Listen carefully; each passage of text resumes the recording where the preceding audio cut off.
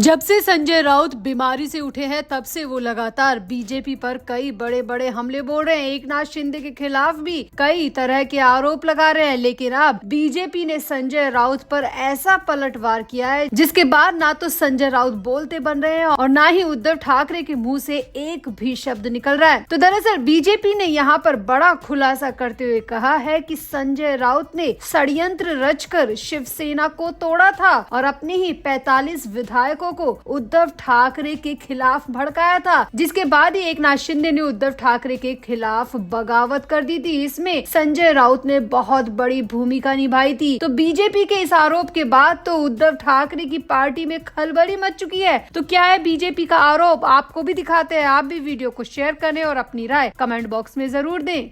तो तकरीबन 1.5 महीने बीमार रहने के बाद संजय राउत एक बार फिर से अपनी फॉर्म में लौट आए और एक बार फिर से ऐसे बयान दे रहे हैं जो कि मीडिया की सुर्खियां बन रहे हैं। कभी वो अमित शाह को शिंदे की सेना की आंत निकालने वाला कह रहे हैं, तो कभी शिंदे के 35 विधायकों को डकारने वाला कह रहे हैं। लगातार संजय राउत बीजेपी और एकनाथ शिंदे पर हमला बोलते जा रहे हैं। अब 2-4 दिन तो ठीक था, लेकिन अब पानी सर से ऊपर जा चुका है। इसीलिए बीजेपी की तरफ से भी उनके नेता गिरीश महाजन सामने आए और उन्होंने संजय राउत पर बहुत बड़ा खुलासा कर दिया। बीजेपी नेता गिरीश महाजन ने कहा कि हम 2.5-3 साल से चुप हैं, हमें सब कुछ मालूम है, हमने सब कुछ अपनी आंखों से देखा है, लेकिन हमने अब तक इसीलिए कुछ नहीं बोला क्योंकि ये हमारी पार्टी का मैटर नहीं था, कि किसी और की पार्टी का मैटर था। लेकिन अब हम पर इतने ज्यादा और गंदे आरोप लगाए जा रहे हैं कि इसके बाद चुप रहना हमारे लिए बहुत ज्यादा मुश्किल है। यहाँ पर गिरीश महाजन ने साफ साफ कहा कि संजय राउत ही वो शख्स है जिसकी वजह से बाला साहब ठाकरे की पार्टी 2 हिस्सों में टूट गई।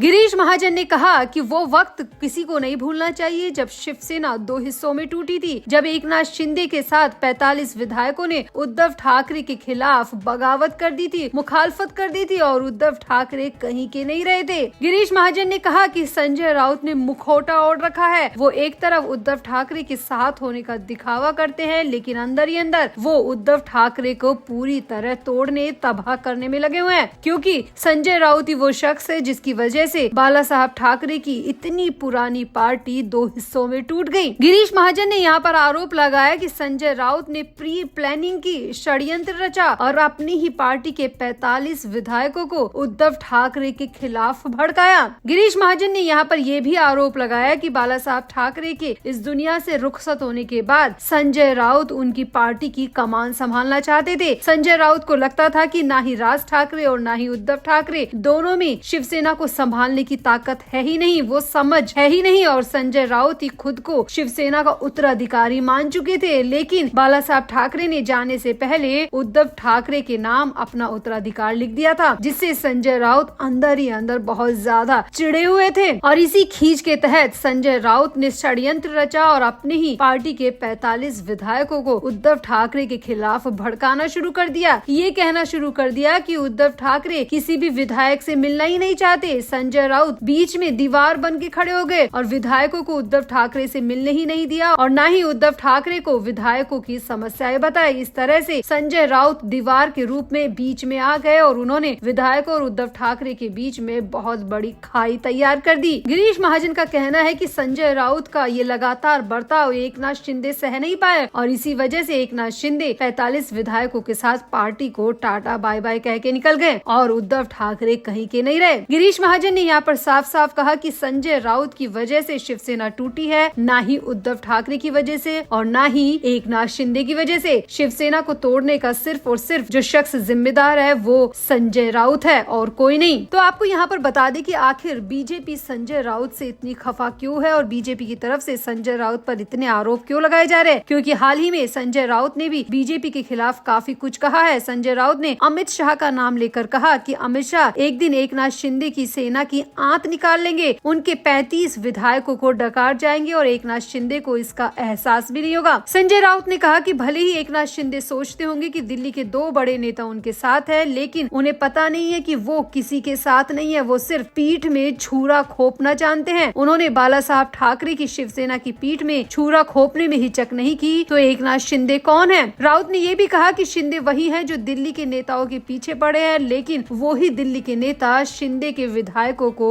डकारने में लगे हैं। 35 विधायक कब टूटकर बीजेपी में चले जाएंगे शिंदे को पता भी नहीं चलेगा। और संजय राउत के इन्हीं आरोपों के बाद में बीजेपी की तरफ से गिरीश महाजन सामने आए और गिरीश महाजन ने संजय राउत पर ही बम फोड़ दिया और कह दिया कि संजय राउत की वजह से ही बाला साहब ठाकरे की पार्टी 2 हिस्सों में टूट गई है, एक उद्धव ठाकरे और दूसरा एकनाथ शिंदे। यहाँ पर उन्होंने संजय राउत पर षड्यंत्र रचने का और 45 विधायकों को उद्धव ठाकरे के खिलाफ भड़काने का भी गंभीर आरोप लगा दिया। तो आपको क्या लगता है, क्या ये आरोप प्रत्यारोप का दौर सिर्फ चुनाव की वजह से है या वाकई में संजय राउत की वजह से शिवसेना में बड़ी टूट हुई थी? आपको क्या लगता है? आप भी अपनी राय कमेंट बॉक्स में जरूर दें और वीडियो को भी शेयर करें।